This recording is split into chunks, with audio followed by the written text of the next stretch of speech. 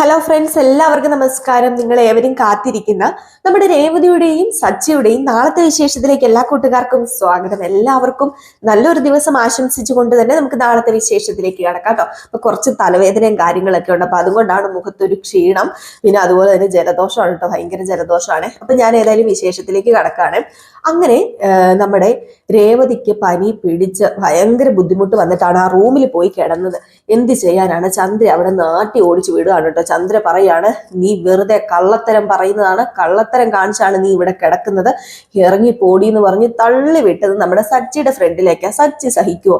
സച്ചി വേണ്ടതും വേണ്ടാത്തതുമായ കാര്യങ്ങളൊക്കെ നമ്മുടെ ചന്ദ്രയോട് പറയാണ്. അതിനിടയിൽ നമ്മുടെ വർഷയും പറയുന്നുണ്ട്, ഏതായാലും ആന്റി ചെയ്തത് മോശമായി പോയി, ഇങ്ങനെയൊന്നും ചെയ്യാൻ പാടില്ല, രേവതി ചേച്ചിക്ക് ഒട്ടും പറ്റില്ല, എന്ന് കണ്ടറിയത്തില്ലേ എന്ന്. അതിനിടയ്ക്കാണെങ്കിൽ രവീന്ദ്രൻ ചോദിച്ചു, അവളെ ഒന്ന് ആശുപത്രി കൊണ്ടുപോകത്തില്ലായിരുന്നോടെ, നീ എന്താണ് അവളെ വെച്ചോണ്ടിരിക്കുന്നതെന്ന്. അപ്പം സച്ചി പറഞ്ഞു, ഞാൻ മെഡിസിൻ മേടിക്കാൻ പോയതായിരുന്നു, ആ ഇടയ്ക്ക് ഇത്രയും പ്രശ്നങ്ങളൊക്കെ ഉണ്ടായത്. ഇതെന്താ ഒരു സമാധാനം ഇല്ലേ ഇവിടെ? ഈ വീട്ടിൽ എന്താ 3 പേർക്കും 3 രീതി? അതെ, ഈ വീട്ടിലുള്ള സ്ത്രീകളല്ലേ നിങ്ങൾ ഇത്രയും പേരും? സ്ത്രീകൾ തന്നെയാണല്ലോ നിങ്ങൾ 4 പേരും? അങ്ങോട്ടും ഇങ്ങോട്ടും മനസ്സിലാക്കി അറിഞ്ഞ് പ്രവർത്തിക്കേണ്ട സ്ത്രീകൾ തന്നെ ഇങ്ങനെ ചെയ്തു കഴിഞ്ഞിട്ടുണ്ടെങ്കിലേ, എനിക്ക് സത്യം പറഞ്ഞു കഴിഞ്ഞിട്ടുണ്ടെങ്കിൽ നാണം തോന്നുക. ലേശം ഉളുപ്പ് വേണ്ടേ മനുഷ്യർക്ക്? എന്താ പറയാ, ഒരു മനുഷ്യത്വം വേണ്ട മനുഷ്യർക്ക് എന്നൊക്കെ പറഞ്ഞുകൊണ്ട് നമ്മുടെ സച്ചി അതും ഇതും ഒക്കെ പറയാണ് കേട്ടോ. ഏതായാലും ഇതൊക്കെ കേട്ടിട്ട് ചന്ദ്രയ്ക്ക് ദേഷ്യം വന്ന് നിൽക്കുകയാണ്. അപ്പൊ സൂതി പറഞ്ഞില്ല, ഞാൻ റൂം വിട്ട് തരത്തില്ല, ഞാൻ ഭയങ്കര ടയേർഡാണ്, അതുകൊണ്ട് എനിക്ക് റൂമിൽ കിടക്കണം, ഞാൻ റൂമിൽ കിടക്കും, അത് ഉറപ്പാണെന്ന് പറയുകയാണ്. അപ്പോഴത്തേക്കാണ് രേവതി പറഞ്ഞത്, കിടന്നോ, കുഴപ്പമില്ല, വാ സച്ചേട്ടാ, എല്ലാവർക്കും ഞാൻ ഭക്ഷണം വിളമ്പി തരാന്ന്. അപ്പം പറഞ്ഞു, അതെ നീ ഇവിടെ ഇരുന്നേ, നീ മര്യാദയ്ക്ക് പോയി കിടക്കാൻ നോക്ക്, ഭയങ്കര ക്ഷീണമാണ് നിനക്ക്, അതുകൊണ്ട് നീ ഇന്ന് ആർക്കും ഭക്ഷണം വിളമ്പി കൊടുക്കുമൊന്നും വേണ്ട, അവനവന് കൈ ഉണ്ടല്ലോ എടുത്ത് കഴിക്കാനായിട്ട്, രേവതി നീ പോയി കിടക്ക. അപ്പോഴത്തേക്കും സുധി അവിടെ ചെന്ന് ഫ്രണ്ടിൽ നിൽക്കുവോ, ഇല്ലില്ല ഞാൻ വിടത്തില്ല എന്നുള്ള രീതിയിൽ സുധി അവിടെ ചെന്ന് ഇങ്ങനെ നിൽക്കുകയാണ് കേട്ടോ. ഏതായാലും ഈ സമയത്ത് നമ്മുടെ രവീന്ദ്രൻ പറഞ്ഞു, ഏതായാലും രേവതിക്ക് പനിയാ, രേവതിനെ നിലത്ത് കിടത്താൻ ഞാൻ സമ്മതിക്കത്തില്ല, അതുകൊണ്ട് തന്നെ ഒരു കാര്യം ചെയ്യാം, ഇന്ന് ഒരു കാര്യം ചെയ്യാം ചന്ദ്രേ, ഞാനും അതുപോലെ തന്നെ സച്ചിയും ശ്രുതിയും കൂടെ ഒരു റൂമിൽ കിടക്കാം, നീയും രേവതിയും ഒരു റൂമിൽ കിടക്ക്, വേണമെങ്കിൽ ശ്രുതിനെയും കൂടെ വിളിച്ച് കിടത്ത്, അപ്പൊ പിന്നെ കുഴപ്പമില്ലല്ലോ, ഒരു കട്ടിലേൽ ഏതായാലും 3 പേർക്ക് കിടക്കാനുള്ള സ്ഥലം ഉണ്ടല്ലോ. അപ്പൊ പിന്നെ എന്താ കുഴപ്പമിരിക്കുന്നത്? അതുകൊണ്ട് ഒരു കാര്യം ചെയ്യുക, നിങ്ങൾ 3 ഒരു റൂമിൽ കിടക്കാന്. ആദ്യം നമ്മുടെ രവീന്ദ്രൻ പറഞ്ഞ സച്ചിയോടല്ല, രേവതിയോടും ചന്ദ്രയോടും ഒരു റൂമിൽ കിടക്കാനാന്ന്. സഹിക്കുവോ നമ്മുടെ ചന്ദ്ര പറഞ്ഞു അത് പറ്റത്തില്ലെന്ന്. ലാസ്റ്റ് എന്നാ പിന്നെ ശ്രുതിനെയും കൂടെ കൂട്ടിക്കോളാൻ പറഞ്ഞു. അപ്പം നമ്മുടെ ചന്ദ്രയ്ക്ക് ഓക്കെ ആയേ. സത്യം പറഞ്ഞു കഴിഞ്ഞിട്ടുണ്ട്, ചന്ദ്രയുടെ ചെവിക്കല്ല് തീർത്ത് നമ്മുടെ രവീന്ദ്രൻ ഒരെണ്ണം കൊടുക്കുകയാണെങ്കിൽ അവിടെ തീരാന്ന പ്രശ്നമേ ഉള്ളൂ. പിന്നെ എല്ലാവർക്കും ഒരേ ക്യാരക്ടർ അല്ലല്ലോ അല്ലെ, പറഞ്ഞിട്ട് കാര്യമില്ല. പിന്നെ സ്ത്രീകളെ തല്ലുന്ന അത്രയ്ക്ക് നല്ല കാര്യമല്ല, പക്ഷെ ഇതൊക്കെ കാണുമ്പോൾ തല്ലാതിരിക്കാൻ തോന്നത്തുമില്ല. പിന്നെ നമുക്ക് പ്രോത്സാഹിപ്പിക്കേണ്ട അടീനെ ഒന്നും, അതൊക്കെ അവിടെ നിൽക്കട്ടെ.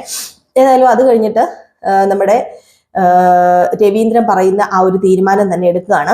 രേവതിയും ശ്രുതിയും ചന്ദ്രയും കൂടി ഒരു റൂമിലും, സച്ചിയും അതുപോലെ തന്നെ നമ്മുടെ സുധിയും രവീന്ദ്രനും ഒരു റൂമിലും, അങ്ങനെ ഒരു ഡിസിഷൻ എടുത്തു.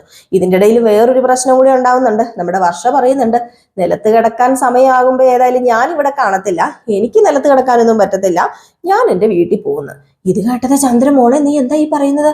അല്ലാതെ പിന്നെ ഞാൻ എന്ത് ചെയ്യാനാ ആന്റി, ഞാൻ ഈ നിലത്തൊന്നും കിടന്ന് ശീലിച്ചിട്ടില്ല, പ്രത്യേകിച്ച് AC ഇല്ലാതെ എനിക്ക് പറ്റില്ല ആന്റി, അതുകൊണ്ടാണ് ഞാൻ പറഞ്ഞത്, ഞാൻ ഉറപ്പായിട്ടും പോകും, അത് ഞാൻ മനസ്സിൽ തീരുമാനിച്ച കാര്യം തന്നെയാണ്, ഞാനും ശ്രീകാന്തും കൂടെ നേരെ വീട്ടിൽ പോകും, ഒരാഴ്ച അവിടെ നിൽക്കും. അപ്പോഴത്തേക്കും വർഷയല്ല ശ്രുതിയും കൂടെ പറഞ്ഞു. ശ്രുതി പറഞ്ഞു, ഞാനും ശ്രുതിയും കൊണ്ട് അങ്ങനെയാണെങ്കിലേ ഒരു ഹോട്ടൽ റൂമിലേക്ക് അങ്ങനെ താമസം മാറാൻ പോവാ, ഈ ഒരാഴ്ചത്തേനെ ഞങ്ങൾക്ക് സ്വസ്ഥതയും സമാധാനവും വേണ്ടേ, ഞങ്ങൾക്ക് പറ്റത്തില്ല രാവിലെ മുതൽ വൈകിട്ട് വരെ ഞാൻ ആ കടയിൽ നിന്ന് ക്ഷീണിച്ച് വന്ന് വെപ്രാളപ്പെട്ട് വന്ന് ഓരോന്ന് ചെയ്യുമ്പോഴത്തേക്കും എന്നെ കൊണ്ട് പറ്റത്തില്ല എന്നൊക്കെ പറഞ്ഞ് അങ്ങ് തുടങ്ങി നമ്മുടെ ശ്രുതി. അങ്ങനെ ഒരു തരത്തില് നമ്മുടെ രവീന്ദ്രൻ പറയുന്നത് പോലെ തീരുമാനിച്ച് അങ്ങനെ കിടക്കാമെന്ന് ലാസ്റ്റ് സമ്മതിച്ചു. ആദ്യം ശ്രുതി സമ്മതിച്ചില്ല കേട്ടോ, ശ്രുതി ഇല്ലാതെ ശ്രുതി കിടക്കത്തില്ല.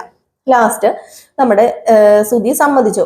ശ്രുതിയും പറഞ്ഞു, പോട്ടെ സാരമില്ല, നമുക്ക് അങ്ങനെ കിടക്കാന്ന് പറഞ്ഞു. അങ്ങനെ എല്ലാവരും ഭക്ഷണമൊക്കെ കഴിച്ച് നേരെ കിടക്കാനൊക്കെ ചെന്ന് കിടക്കുന്ന ആ ഒരു തത്രപ്പാടാട്ടോ പിന്നെ കാണിക്കുന്നത്. അങ്ങനെ രേവതി റൂമിനകത്തേക്ക് കയറി ചെന്നതും പായും ഒക്കെ എടുത്തോണ്ട് തന്നെയാ രേവതി ചെന്നത്. രേവതി പറഞ്ഞു, ഒരു കാര്യം ചെയ്യുക, അമ്മ മേളിൽ കിടന്നോ, ഞാൻ താഴെ കിടന്നോളാം, എനിക്ക് താഴെ കിടന്ന് ശീലമൊക്കെ ഉണ്ടല്ലോ, അമ്മ മേളിൽ കിടന്നോളാം പറഞ്ഞു. അപ്പോഴത്തേക്കും ചന്ദ്രയ്ക്ക് സന്തോഷമായി. ചന്ദ്ര പറഞ്ഞു, നീ എവിടെയെങ്കിലും പോയി കിടക്കുകയെന്ന് പറഞ്ഞു. അല്ല, ശ്രുതിയെ കണ്ടില്ലല്ലോ, അവളെ എന്താ നീ വിളിക്കാത്തത്? അത് പിന്നെ ഞാൻ വിളിച്ച് ആനയിച്ച് കൊണ്ടുവരണോ അമ്മേ? വന്നോളും, ഭക്ഷണം കഴിച്ചുകൊണ്ടിരിക്കുകയല്ലേ, വന്നോളും, സമയമുണ്ടല്ലോ എന്ന് പറഞ്ഞു. ഈ സമയത്ത് സച്ചിയും നിലത്താട്ടോ കിടക്കുന്നത്. സച്ചിയും നിലത്ത് കിടന്നു. നമ്മുടെ സുധിയും രവീന്ദ്രനും അകത്തല്ല സോറി, കട്ടിലേലും കിടന്നു. അങ്ങനെ ഏറ്റവും ലാസ്റ്റ് ഇവരങ്ങനെ കിടക്കുന്ന ഒരു സീനാണ് കാണിക്കുന്നത്. അപ്പോഴേക്കാണെങ്കിൽ നമ്മുടെ സച്ചിക്ക് പഴയ കാര്യങ്ങളൊക്കെ ഇങ്ങനെ ഓർമ്മ വരികയാണേ. പഴയ കാര്യങ്ങൾ, ഒരു കഥ പറയാമോ അച്ഛൻ്റെ കൂടെ ഇപ്പം ഞാൻ കിടക്കുന്നത് ഒത്തിരി നാൾ കൂടിയല്ലേ നമ്മൾ ഒരു റൂമിൽ കിടക്കുന്നത്, പണ്ട് അച്ഛൻ കഥയൊക്കെ പറഞ്ഞു തരുമായിരുന്നു, ഒരു കഥ പറഞ്ഞു തരാമോ എന്ന് ചോദിച്ചപ്പോഴത്തേക്കും നമ്മുടെ രവീന്ദ്രൻ പറഞ്ഞു, കഥയോ, എന്ത് കഥ, നീ എന്ത് കഥയുടെ കാര്യമോ മോനെ ഈ പറയുന്നത്? ഞാനൊന്നും ഓർക്കുന്നില്ല പണ്ടത്തെ കഥയൊന്നും. എന്നാ പിന്നെ ഞാനൊരു കഥ പറയട്ടെ. ഒരു കാക്ക 19,000 രൂപ എടുത്തോണ്ട് ഓടിയ കഥയാണെന്നും പറഞ്ഞുകൊണ്ട് നമ്മുടെ സുധിയുടെ കഥയില്ലേ, അതൊന്ന് പരിവർത്തനമൊക്കെ ചെയ്ത് ഇങ്ങനെ പറയുവാണ്. മറ്റേ കാക്കയുടെ കഥയുമായിട്ട് പരിവർത്തനമൊക്കെ ചെയ്തിട്ട് നമ്മുടെ സുധിയുടെ കഥയാക്കി പറയുകയാണ്. ഇത് കേട്ടപ്പോൾ സുധിക്ക് ദേഷ്യം വന്നിട്ട് സുധി പറഞ്ഞു, ഇതേ കണ്ടോ അച്ഛാ, അവൻ എന്നെ കളിയാക്കാൻ വേണ്ടി തന്നെ ഇതൊക്കെ പറയുന്നത്, എന്നെ കളിയാക്കാൻ അല്ലാതെ അവൻ എന്തിനാ ഇതൊക്കെ പറയുന്നത്, എനിക്കറിയാം എന്നെ കളിയാക്കാൻ വേണ്ടി തന്നെയാ എന്നൊക്കെ പറഞ്ഞുകൊണ്ട് ഇങ്ങനെ എന്താ പറയാ, നമ്മുടെ സുധി അവിടെ കിടന്ന് ശാഠ്യം പിടിക്കുകയാണ്. ലാസ്റ്റ് നമ്മുടെ രവീന്ദ്രൻ പറഞ്ഞു, പോട്ടടാ, സാരമില്ല, പോട്ടെ, നീ ഒരു കാര്യം ചെയ്യ സച്ചി, നീ കിടന്നുറങ്ങാൻ നോക്കി, നിനക്ക് രാവിലെ ഓട്ടം ഉള്ളതല്ലേ, സുധി നിനക്ക് പോകേണ്ടതല്ലേ, കിടന്നുറങ്ങാൻ നോക്കാൻ പറഞ്ഞു. അങ്ങനെ അവർ ഉറങ്ങുകയാണ്. ഈ സമയത്താണെങ്കിൽ നമ്മുടെ ശ്രുതി ഒരു കുപ്പി വെള്ളമൊക്കെ ആയിട്ട് വന്നു കിടക്കാനായിട്ട്. എന്നിട്ട് മോളെ നീ എൻ്റെ അടുത്ത് കിടന്നോളാൻ പറഞ്ഞു. അങ്ങനെ ശ്രുതി കയറി ചന്ദ്രയുടെ അടുത്തും കിടക്കുകയാണ്. രേവതി ആണെങ്കിൽ നിലത്ത് കിടക്കുന്നത് നമ്മുടെ ശ്രുതി ശ്രദ്ധിക്കുന്നുണ്ട്. അങ്ങനെ പാതിരാത്രിയായി, ഉറക്കമൊക്കെ നല്ല ഗാഠനിദ്രയിലേക്ക് എത്തിക്കഴിഞ്ഞപ്പോഴത്തേക്കുമാണ് നമ്മുടെ ശ്രുതിക്ക് ഉറങ്ങാൻ പറ്റുന്നില്ല. ശ്രുതി നോക്കുമ്പോഴത്തേക്കും എന്താണ് മോട്ടർ ഇടുന്നൊരു ശബ്ദം വരുന്നു. ഈ പാതിരാത്രിക്ക് ആരാ മോട്ടർ ഇടുന്നത്? ഇതാരാ ഇപ്പം മോട്ടർ ഇട്ടെന്ന് പറഞ്ഞ് എണീറ്റ് നോക്കിയപ്പോഴത്തേക്ക് ചന്ദ്ര അടുത്ത് കിടന്ന് കൂർക്കം വലി, സഹിക്കാൻ പറ്റാത്ത കൂർക്കം വലി. അങ്ങനെ കൂർക്കം വലിച്ച് നമ്മുടെ ശ്രുതിക്ക് കലി വരികയാണ്. ഇത് എന്താ ഈ കേൾപ്പിക്കുന്നതെന്ന് പറഞ്ഞിട്ട് ആൻറ്റി എന്ന് പറഞ്ഞ് തട്ടിയപ്പോഴത്തേക്കും ഒരു കൈ എടുത്ത് നമ്മുടെ ശ്രുതിയുടെ പുറത്തേക്ക് ഒരൊറ്റയിട്. കൈയാണോ കാലാണോ, നമ്മുടെ ശ്രുതിക്ക് നന്നായിട്ട് വേദന എടുത്ത് ശ്രുതി അവിടെ നിന്ന് ജീവനും കൊണ്ട് നേരെ ഹോളിലേക്ക് പോവാണ്. ഈ ഒരു സമയത്ത് നമ്മുടെ സച്ചിയും സുധിയും കിടന്നെടുത്തും ഒരു സീനുണ്ടായി. അവിടെയും നല്ല കൂർക്കം വലിയാണ് നമ്മുടെ രവീന്ദ്രൻ നന്നായിട്ട് കൂർക്കം വലിക്കുന്നുണ്ട്. നമ്മുടെ സുധിക്ക് അവിടെ കിടന്നുറങ്ങാൻ പറ്റുമോ? സുധിക്ക് കാലി കോപ്പ് വന്ന് സുധി എന്ത് ചെയ്തു, നേരെ ഹോളിലേക്കും വന്നു. അപ്പോഴത്തേക്കും നമ്മുടെ ശ്രുതി നിൽക്കുന്നു. രണ്ടുപേരും കൂടെ ഒരുമിച്ചാണ് കണ്ടുമുട്ടുന്നത്. ഇതെന്താ സുധി ഇതുവരെ ഉറങ്ങാത്തെ? അല്ല, നീ എന്താ ശ്രുതി നീ ഇതുവരെ ഉറങ്ങാത്തത്? അത് ഞാൻ ഉറങ്ങാത്തതേ വേറൊന്നുമല്ല, എനിക്ക് ഉറക്കം വരുന്നില്ല, അവിടെ കൂർക്കം വലി കാരണം ഒരു രക്ഷയുമില്ല, അതുപോലെ കിടന്ന് കൂർക്കം വലിക്കുന്നതാണ്. ഇത് കേട്ടപ്പോഴത്തേക്കും നമ്മുടെ ശ്രുതിയും പറഞ്ഞു, ഇത് തന്നെയാ, അവിടെയും അമ്മ കൂർക്കം വലി കാരണം ഒരു രക്ഷയുമില്ല, മനുഷ്യനൊന്ന് തിരിഞ്ഞു കിടന്ന് ഉറങ്ങാനോ അറിയാനോ പറ്റുന്നില്ല. രേവതിയാണെങ്കിൽ ഒരു കൂസലും ഇല്ലാതെ കിടന്ന് ഉറങ്ങുന്നത്, നിലത്ത് കിടന്നിട്ട് പോലും. എൻ്റെ പൊന്നു ശ്രുതി, ഇപ്പം നമുക്ക് ഈ ഗതി തന്നെ ആയി പോയല്ലോ, ഇതിലും ഭേദം ഇത്രയും പ്രശ്നം ഉണ്ടാക്കാതെ ഇവിടെ കിടന്ന് ഉറങ്ങിയാൽ മതിയായിരുന്നല്ലോ, വെറുതെ ഉറക്കം കളയണ്ടായിരുന്നല്ലോ. ഇപ്പം നമ്മൾ വീണ്ടും വന്ന് ഹോളിൽ നിലത്ത് കിടക്കേണ്ട അവസ്ഥ വന്നില്ലേ എന്ന് പറഞ്ഞപ്പോഴത്തേക്കും അവസ്ഥ വന്നു. ഇതിനൊക്കെ ഒരു പരിഹാരം ഉണ്ടാക്കിയില്ലെങ്കിൽ ശരിയാവില്ല ശ്രുതി, ഇതിനൊരു പരിഹാരം ഉണ്ടാക്കണം, എത്രയും പെട്ടെന്ന് നമ്മുടെ ബിസിനസ് വിജയിപ്പിച്ചിട്ട് വേണം നമുക്കിനി എന്ത് ചെയ്യാനായിട്ട്, ഒരു വീട് മേടിക്കാനായിട്ട്. അവിടെ നമ്മൾ ആരെയും പുറത്തിറക്കി വിടൂലല്ലോ. അതെ, അത് തന്നെയാ ശ്രുതി വേണ്ടത്. ഇങ്ങനെ പോയി കഴിഞ്ഞാൽ ശരിയാവില്ല. മനുഷ്യനാണെങ്കിലും നിലത്ത് കിടക്കാനും പറ്റത്തില്ലാത്തൊരവസ്ഥ, എന്ത് ചെയ്യാനാ, ഇന്നത്തെ ഉറക്കവും ഗോവിന്ദ എന്ന് പറഞ്ഞ് നമ്മുടെ ശ്രുതി അവിടെ നിലത്ത് പാവിരിച്ച് കിടക്കേണ്ട ഒരു അവസ്ഥ വന്നു കേട്ടോ. ഇതാണ് പറയുന്നത്, അവനവൻ കുഴിക്കുന്ന കുഴിയിൽ അവനവൻ തന്നെ വീഴും. അങ്ങനെ അവനവൻ തന്നെ ചെന്ന് വീണു. ഏതായാലും നേരം വെളുത്ത് കഴിഞ്ഞപ്പോഴത്തേക്കും നമ്മുടെ രേവതി അല്ലല്ലോ ചന്ദ്ര വരുമ്പോഴത്തേക്ക് ഇവർ രണ്ടുപേരും അവിടെ നിൽക്കുകയാണ്. അപ്പം ഇതെന്തു പറ്റി മോളെ, നീ എപ്പോഴും ഇവിടെ വന്ന് കിടന്നത്? എൻ്റെ പൊന്നാൻറ്റി, അവിടെ കിടന്ന് ഉറങ്ങാൻ പറ്റുമോ? ആൻറ്റി, എന്തോ ഒരു കൂർക്കം വലിയായിരുന്നു. ആണോ, ഞാൻ കൂർക്കം വലിക്കുവോ? സ്വന്തമായിട്ട് കൂർക്കം വലിക്കുന്ന അറിയാൻ പറ്റുമോ? ഇത് വല്ലാത്ത കഷ്ടമായി പോയി ആൻറ്റി. ഇപ്പൊ സ്വന്തം റൂമിലും കിടക്കാൻ പറ്റത്തില്ല, വേറൊരു റൂമിലും കിടക്കാൻ പറ്റത്തില്ലാത്ത അവസ്ഥ എന്ന് പറഞ്ഞോണ്ടല്ലോ, അത് വല്ലാത്തൊരവസ്ഥ തന്നെയാ. ഇതാർക്കും വരാതിരിക്കട്ടെ, അതാ ഞാൻ ഓർക്കുന്നതെന്നൊക്കെ ഇങ്ങനെ പറയാണ്. ഏതായാലും ഈ ഒരു സീനൊക്കെ കഴിഞ്ഞ് പിന്നെ കാണിക്കുന്ന സീൻ എന്ന് പറഞ്ഞാൽ നമ്മുടെ രേവതി ഉണ്ടല്ലോ, രേവതിയും സച്ചിയും കൂടെ ഹോസ്പിറ്റലിൽ പോവുകയാണേ. അപ്പൊ രേവതിയും സച്ചി ഹോസ്പിറ്റലിൽ പോകുന്നത് എന്തിനാണെന്ന് ചോദിച്ചു കഴിഞ്ഞാൽ രേവതിക്ക് രാവിലെ ആയിട്ടും പനിയൊന്നും കുറവില്ല. രേവതിയാണെങ്കിൽ രാവിലെ എണീറ്റ് വന്ന് പണിയൊക്കെ ചെയ്യാൻ തുടങ്ങുകയാണ്. വിറച്ചാട്ടോ കിടക്കുന്നത്. രാവിലെ എണീക്കാൻ ഭയങ്കര ബുദ്ധിമുട്ടാണ്. അപ്പൊ ഇച്ചിരി താമസിച്ച് എണീറ്റപ്പോഴത്തേക്കും ചന്ദ്രയുടെ കയ്യിൽ നിന്ന് വഴക്കും കുറേ കേൾക്കുന്നുണ്ട് നമ്മുടെ രേവതി. വഴക്കെന്ന് പറഞ്ഞാൽ ചില്ലറ വഴക്കല്ലല്ലോ, അത്രമാത്രം വഴക്ക് പറയുന്നുണ്ട് നമ്മുടെ രേവതിയോട് ചന്ദ്ര. അങ്ങനെ ചന്ദ്രനെ നമ്മുടെ സച്ചി നന്നായിട്ട് വഴക്ക് പറയാണ്, വേണേ തന്നെ വെച്ചുണ്ടാക്കി കഴിച്ചാൽ മതിയെന്ന്. അപ്പൊ ഇതിനിടയിലാണെങ്കിൽ നമ്മുടെ വർഷയ്ക്കും ശ്രീകാന്തിനും ഭക്ഷണം കഴിക്കാത്തത് കൊണ്ട് തന്നെ വർഷയ്ക്ക് ഉണ്ടാക്കി കഴിക്കാൻ അറിയത്തില്ല, അതുകൊണ്ട് ഞാൻ ഉണ്ടാക്കി കഴിക്കുകയല്ല, എനിക്കറിയത്തില്ല എന്ന് വർഷ പറയാം. ഞാൻ വിവാഹം കഴിച്ച ഒരു ഷെഫിന് വിവാഹം കഴിച്ചത് തന്നെ എനിക്ക് ഭക്ഷണം ഉണ്ടാക്കാൻ അറിയത്തില്ലാത്തതുകൊണ്ടാ. അതുകൊണ്ട് ഞാനൊരു കാര്യം ചെയ്യുക, ഞങ്ങൾ പുറത്തുനിന്ന് പോയി കഴിച്ചോളാം, അല്ലെങ്കിൽ ഞാൻ ശ്രീകാന്തിന്റെ റെസ്റ്റോറൻറ്റിൽ നിന്ന് കഴിച്ചോളാം എന്ന് പറഞ്ഞുകൊണ്ടാണ് പോകുന്നത്. ഇതേപടി തന്നെ നമ്മുടെ ശ്രുതിയും ചെയ്യുക. ഞാനും ഇവിടുന്ന് കഴിക്കുന്നില്ല, ഇവിടെ ഒന്നും ഇല്ലല്ലോ, ഞങ്ങൾക്ക് സമയമൊന്നുമില്ല, ഞങ്ങളും പുറത്തുനിന്ന് കഴിച്ചോളാന്ന്. അപ്പോഴത്തേക്ക് ഇവിടുന്ന് ആഹാരം ഒന്നും ആരും കഴിക്കാതെ പോയിട്ട് ചന്ദ്ര അതിന് രേവതിനെയാണ് കുറ്റം പറയുന്നത്. നിനക്കിപ്പോൾ സമാധാനം ആയില്ലേടി, ആഹാരം കഴിക്കാതെ എൻ്റെ മക്കൾ പോകുന്നത് കണ്ടില്ലേടി, നിനക്കിപ്പോൾ സമാധാനം ആയില്ലേടി എന്നൊക്കെ തന്നെ പറയുകയാണ്. അപ്പൊ ഇതൊക്കെ കേട്ട് കഴിയുമ്പോഴത്തേക്ക് സച്ചിക്ക് അരിശം വരുമോ. സച്ചി പറഞ്ഞ് ആഹാരം കഴിച്ചില്ല, കഴിക്കണ്ട, ഒരു ദിവസം കഴിച്ചില്ലെന്ന് ഓർത്തോണ്ട് ആരും ചത്തുപോകാനൊന്നും പോകുന്നില്ല.